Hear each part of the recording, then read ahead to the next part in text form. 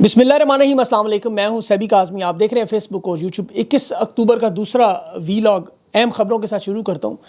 कौमी हुकूमत की तैयारियां शुरू हो गई हैं। अब अगला वज़ीर-ए-आज़म कौन होगा? शहबाज शरीफ को फारिग करने का मनसूबा भी सामने आ गया है। आइनी तरमीम से ज़्यादा इस वक्त इमरान खान का खौफ क्यों है? मुलाकातों पर पाबंदी क्यों लगाई गई? 26वीं आइनी तरमीम के बाद 17 जजेस की पहली दफ़ा मुलाकात, जस्टिस मंसूर, जस्टिस यहया अफरीदी की मीटिंग और जस्टिस मंसूर अली शाह ने आज सवालात भी उठा दिए आइनी तरमीम पर। और सबसे जो अहम खबर है इस वक्त वो इमरान खान की रिहाई पर जो मामलात है वो बड़ी तेज़ी से अब बेहतर होंगे। गेम ऑन है। ये जो पहला कदम होगा इस पूरे निज़ाम को कैसे दरहम बरहम करेगा उसकी मैं आपको तफसील बताता हूँ। काजी भी बुग़्ज़ इमरान में आज भी पागल, बल्ला पसंद था, हत्ती समेत लेके जाने की कोशिश है। नज़रसानी की दरख्वास्त खारिज कर दी और तरमीम को आइन बनाने पर वकला भी मैदान में आ रहे हैं। गद्दारों के असल मास्टर माइंड का, घर के भेदी का नाम भी सामने आया जिसने सबको जाल में फंसाया। अब स्कूल खुलते ही तलबा भी सड़कों पर तहरीक शुरू। बन्नू में भी लाखों लोग सड़कों पर, मुतालबा उनका भी आ गया। ये सब तफसील आपके सामने रखूँ तो हुकूमत का पहला मरहला 26वीं आइनी तरमीम की वारदात के बाद ये कामयाब हुए। दूसरा मरहला अब हुकूमत में तब्दीली, उसमें चूँकि आइनी तरमीम बिलावल ने कामयाबी से पास करवाई, उसे इनाम मिलना है। इस मरहले में बिलावल से वादा था और यही वजह थी कि उसकी रातों की मेहनत थी और इस तरमीम को मंजूर करवाने में उसने अहम किरदार अदा किया। और ये देखिए पिछले 2 साल से ये मंसूबा तो बन रहा था, इनके पास हालात मुवाफिक नहीं थे। अब चूँकि इन्होंने हालात बना लिए, शहबाज शरीफ बुरी तरह इसमें नाकाम रहा, आइनी तरमीम में नून लीग नाकाम रही, बिलावल ने काम सर अंजाम दिया और इसलिए इन हाउस तब्दीली अब लाजमी होगी। इसकी वजह क्या है? तहरीक इंसाफ एक तो फॉरवर्ड ब्लॉक बना के जो हुकूमत का हिस्सा बनाने की कोशिश होगी। सबसे बड़ा दबाव अमरीकी इलेक्शन, आपको पता है इस इलेक्शन के बाद अमरीका एक रिपोर्ट 368 अरकान की पाकिस्तान के इस इलेक्शन पर, फिर अब इन्होंने ये साबित करना है कि आइन और कानून के मुताबिक हमारे इलेक्शन हुए, हुकूमत हमारी चलने दें। इंटरनेशनल दुनिया का दबाव जो अब तक ये बर्दाश्त करते रहे उसकी वजह ज़ाहिर है अमेरिका अपने इलेक्शन में इस वक्त मसरूफ़ है। यूरोप यूक्रेन की जंग में नेटो के साथ, ब्रिटेन के साथ लड़ रहा है। अरब दुनिया इस वक्त इसराइल के तनाज़े में मसरूफ़ है।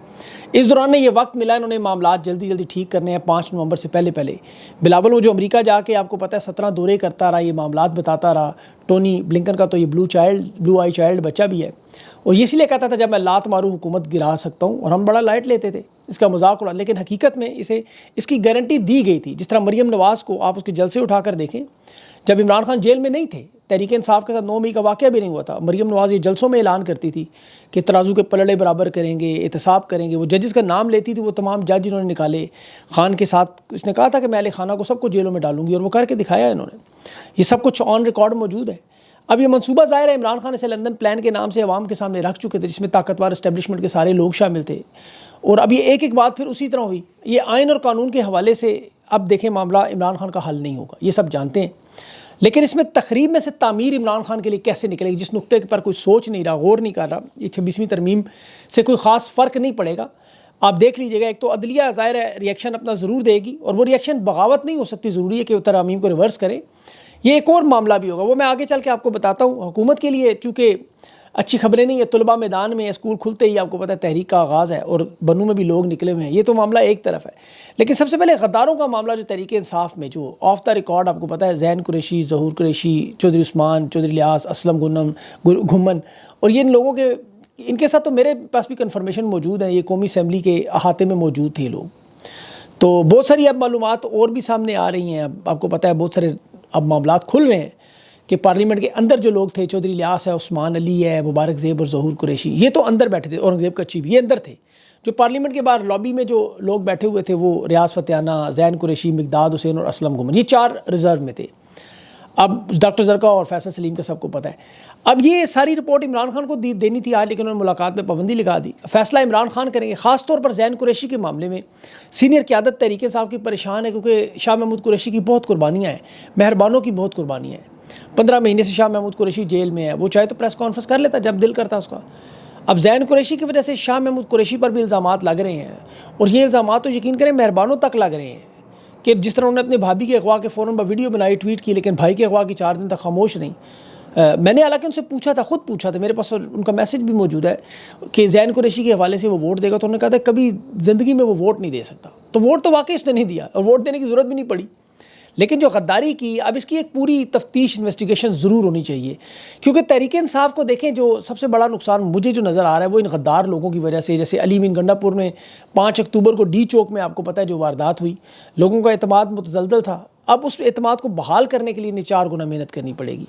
علی امین گنڈا پور ڈی چوک پہنچ جاتا تو یہ 2 سال کا سب سے بڑا احتجاج، کامیاب احتجاج، جسے ناکام کیا گیا، ظاہر ہے۔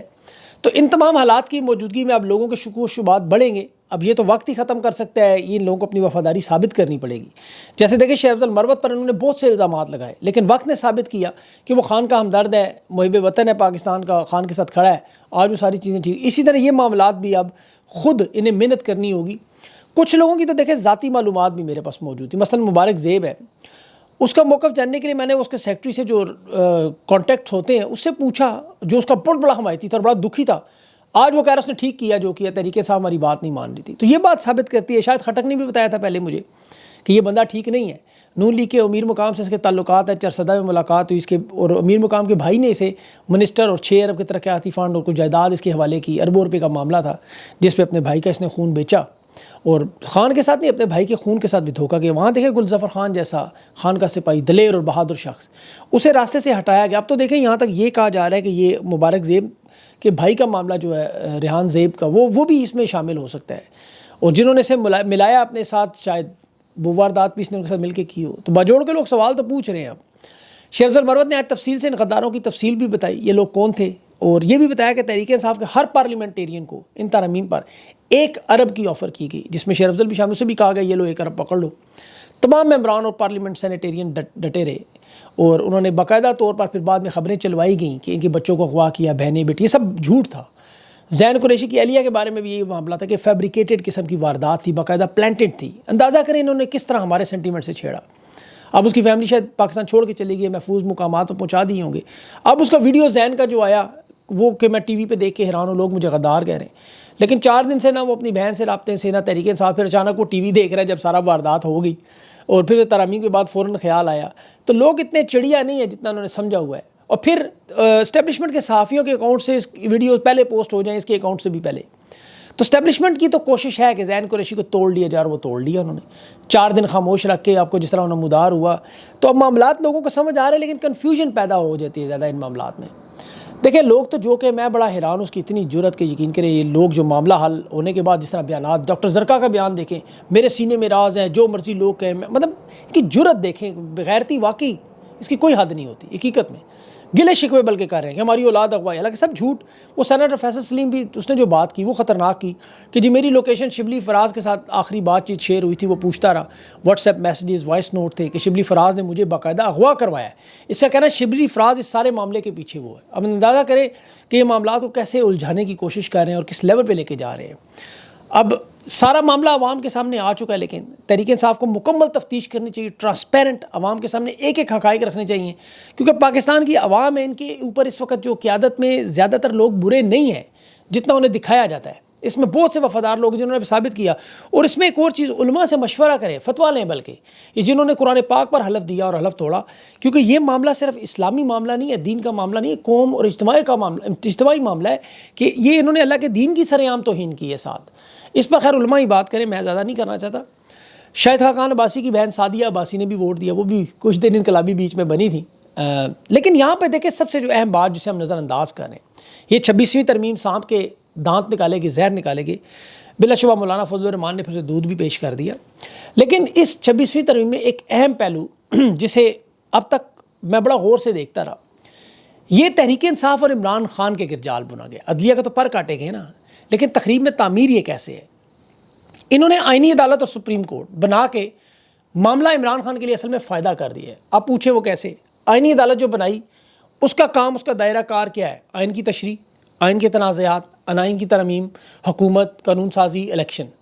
انہیں یہی گلا تھا نا کہ سپریم کورٹ میں کیسز عوام کے نہیں جاتے، اب سارے کیسز آئینی معاملات کے وہاں جائیں گے۔ آئینی عدالت بنائی، مقصد تو عدلیہ کو کنٹرول کرنا تھا، اور وہ بھی اس لیے کہ الیکشن سے جڑے ہوئے معاملات، کہ الیکشن کالا دم نہ ہو جائے۔ 2 سال 6 مہینے کی جو ان کی محنت ہے باجوہ کی رجیم چینج آپریشن سے لے کے اب تک، انہیں یہی تھا کہ عمران خان 3 سال کے سائڈ پہ ہو جائے، کیونکہ یہ اقتدار چلانا چاہتے ہیں۔ اصل مقصد اقتدار ہے، یہ یاد رکھیں، تاکہ ان کی باری لگی رہے۔ 77 سال سے جو کرتے رہے، جو 19 وزرائے اعظم کے ساتھ یہ کرتے رہے۔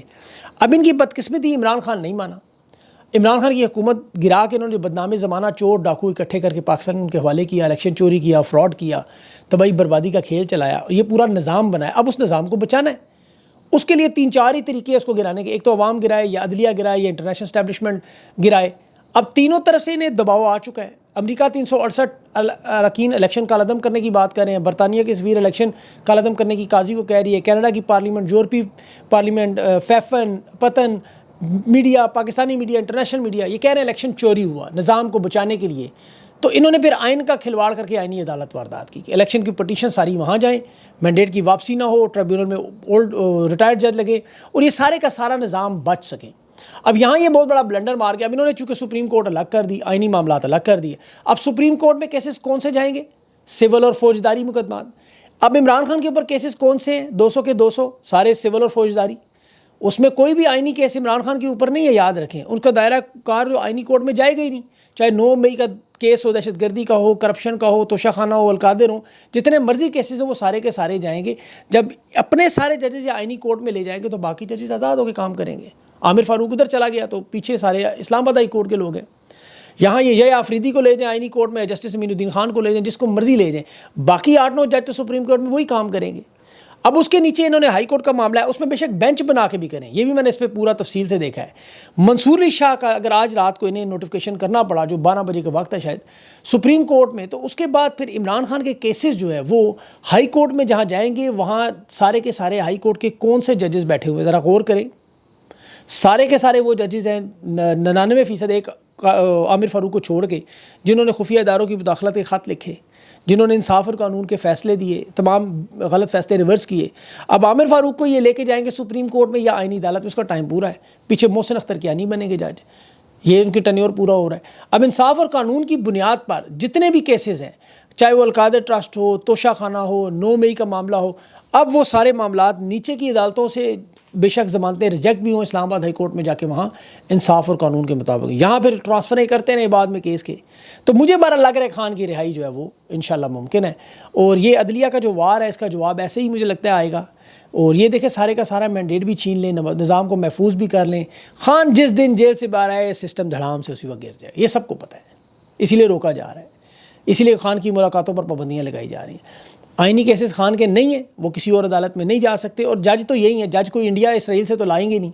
17 جج ہیں, قاضی کے ساتھ جو 3 جج کھڑے ہیں, قاضی کے جانے کے بعد ویسے ہی عدلیہ کمزور ہو جائے گی. اور عدلیہ کی بڑی اکثریت جو ہے وہ جانتی ہے سب کچھ غلط ہو رہا ہے, آئین اور قانون کے متصادم ہو رہا ہے. آج یحییٰ آفریدی اور منصور علی شاہ کی جو 17 ججز کی پہلی ملاقات بھی تھی, آج پہلا دن 26ویں آئینی ترمیم کے فوراً بعد یہ معاملہ ہوا. اب دیکھیں انہوں نے کہا پورے معاملے کو تفصیل سے ہم دیکھیں گے. آئین کا آرٹیکل 239, رول نمبر 156, یہ دونوں یاد رکھیں. اس میں واضح طور پر لکھا ہے کہ آئین میں اس وقت تک ترمیم نہیں ہو سکتی جب تک مخصوص نشستوں کے حوالے سے ایوان مکمل ہو, سینٹ اور قومی اسمبلی دونوں مکمل ہوں. یہ سنگین خلاف ورزی ہے جو یہیں سے کیس اٹھتا ہے. تو اسے سپریم کورٹ میں چیلنج کیا جائے گا, ظاہر ہے. اب وہاں آج جو منصور علی شاہ صاحب کا ایک کیس چل رہا تھا, جسٹس عائشہ ملک بھی سن رہی تھی, موسمیاتی اتھارٹی تبدیلی کا وہ جو کر رہے تھے, اتھارٹی کمیٹی کا کیس تھا. اس میں جسٹس منصور علی شاہ نے اٹارنی جنرل سے پوچھا بھائی کدھر ہے وہ آپ کے اٹارنی جنرل, تو ایڈیشنل وہ کہنے لگا کہ وہ تو رات کو مصروف تھے. تو منصور علی شاہ نے اب تو آپ کی مصروفیت ختم ہوگی, اب آپ کی کون سی مصروفیت رہے گی, آپ نے جو کرنا تھا کر لیا ہے, اب تو ہم سنیں گے جو سننا ہے ہم نے. تو وہاں پہ اب یہ معاملات, یہ سوالات سپریم کورٹ میں اٹھیں گے, کیونکہ یہ کیس منصور علی شاہ نے کہا یہ تو ہمارے پاس آنا نہیں چاہیے, یہ تو سیاسی کیس, آئینی کیس بننا چاہیے. اس کو 3 ہفتے کی سماعت کے لیے ملتوی کر کے انہوں نے کہا جا کے ابھی ہم آئین پڑھیں گے, ترامیم پڑھیں گے, آرٹیکل 199 پڑھیں گے کہ آپ لوگوں نے کیا کیا, ہمیں سارا تھوڑا وقت چاہیے ان چیزوں پہ, کیونکہ انہوں نے راتوں رات واردات کی مسودہ کسی کے پاس بھی نہیں تھا. تو 2/3 اکثریت فارم 47 والے جس طرح انہوں نے عدلیہ کے پر کاٹنے کی واردات ہے, اسے اب یہ سمجھنے کی تھوڑا سا ٹائم لگے, اور اس کے بعد تھوڑا انشاءاللہ چلے گا. قاضی فائز تو دیکھیں بغض عمران میں پاگل ہے. آج نوٹیفیکیشن آ گیا تو قاضی تو آپ کو پتہ ہے وہ تو پاگل ہے, بلا لے کے جانا چاہتا ہے. پتہ نہیں اسے بلے میں کیا ہے, ایسا تھی پتہ نہیں کیا پسند ہے. انٹرا پارٹی الیکشن کی نظر ثانی میں آج حامد خان اس کے سامنے پیش ہوئے. حامد خان نے کہا یہ پیراگراف میں پڑھتا ہوں فیصلے کا, کہنے لگا نہیں میں فیصلہ آپ پڑھ ہی نہیں سکتے. میں نے کہا فیصلہ دیکھیں تو کہتا نہیں فیصلہ دیکھنا, یہ نظر ثانی ہے, صرف مرکزی فیصلے کے نقائط پہ بات کریں. اور پھر کہتا ہے 26ویں پھر حامد خان نے کہا 26ویں ترمیم ہوگی, نیا بینچ بنے گا, آپ 2 دن آپ کرا گے ہم عیاشی کریں. اس نے کہا نہیں میں سنوں گا. محمد علی مظہر اور مسرت حلالی اس کے ساتھ بیٹھے ہوئے تھے. پھر تحریک انصاف کے وکیل نے تنگ آ کے قاضی سے کہا آپ ایک متعصب شخص ہیں, ہم نے آپ کے اوپر عدم اعتماد کیا ہوا ہے, آپ کے سامنے ہم کوئی دلائل نہیں دینا چاہتے. کہتا ٹھیک ہے میں آپ کو مجبور نہیں کرتا. پتہ اس لیول پہ گرا ہوا ہے شخص, شرم و مقام, یقین کریں اس کے اوپر ایک ہی لفظ ہے لخت دی ڈونٹ, یقین کریں. حامد خان نے سے کہا کہ سنی اتحاد کے 13 رکنی بینچ کا فیصلہ آ چکا ہے، وہ بھی سنیں، کہتا ہے نہیں وہ اچھا اس نے مخصوص نشستوں میں واردات کرنی تھی، کیونکہ کہتا ہے کہ وہ بھی نظر ثانی میں لگی ہوئی ہے، مطلب اس نے اس کو سوچا تھا کہ اس پہ واردات کروں گا۔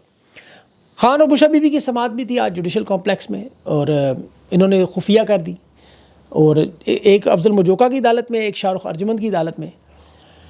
اب دیکھیں آئینی عدالت سے زیادہ جو مجھے بڑی واردات نظر آ رہی ہے جو خان کی انہوں نے ملاقاتوں پر پابندی لگائی ہے۔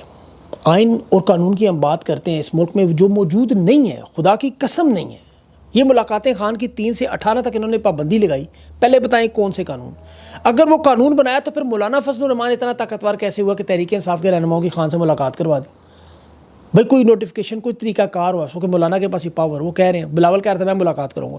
مطلب یہ حالات ہیں اس ملک کے، اندازہ کریں، اور ہم آئین اور قانون کی بات کرتے ہیں، تو پھر معاملہ میرے خیال میں جانا چاہیے طلباء کے ہاتھوں میں ہی اور عوام کے ہاتھوں میں ہی۔ انتظار پنجوتا کا بھی معاملہ، وہ بھی ہے مسنگ پرسن میں، آپ کو پتہ ہے فواد چودھری کا بھائی، وہ فیصل چودھری کیس لڑ رہے ہیں، رات ان سے بات بھی بڑی تفصیل سے ہوئی، بڑے وکیل اچھا ہے وہ۔ تحریک انصاف کا ایک اور گانا ترانہ بنانے والے وہ جو آج وہ بھی رہا ہوئے ہیں، میاں اشفاق علی نے بڑا بہترین کام کیا، اس کے ساتھ حامد خان نے تحریک کا اعلان کیا، لیکن شاید کوئی 16ویں دفعہ اعلان ہے، اللہ جانے نکلیں گے کب نکلیں گے، مجھے لگتا ہے طلباء اور عوام کی طرف سے ہی۔ باقی بہت سارے اور معاملات ہیں، ویڈیو بہت لمبی ہو گئی ہے، انشاءاللہ اگلے میں تفصیل سے بات کریں۔ اپنا خیال رکھیں، مجھے اجازت دیں، اللہ حافظ۔